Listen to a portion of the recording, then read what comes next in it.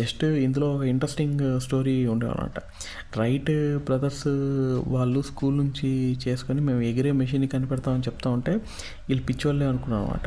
అప్పట్లో ఎలా రాసేవాళ్ళంటే the smallest possible weight of a flying machine with necessary flyer engineer could be less than 150 to 200 kgs.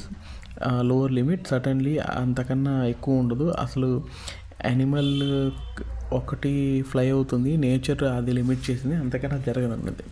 వీళ్ళు ఎప్పుడైతే చాలా ఇయర్స్ తర్వాత అది చేసి ఒక ఫ్లైట్ని గాల్లో పరిగెత్తించారో చూసిన వాళ్ళు కూడా వాళ్ళు నిజంగా చూసారా లేదా అని నమ్మలేదు. 1908లో ఎప్పుడైతే చూసి అప్పుడు వీళ్ళంతా కూర్చొని రిపోర్టర్స్ అందరి ముందర కూర్చొని చూపించి చేసేదానికి.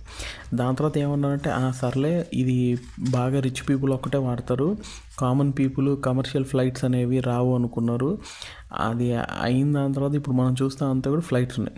ఫ్లైట్సే మొత్తం ప్రపంచ గతిని మొత్తం మార్చేసాయి.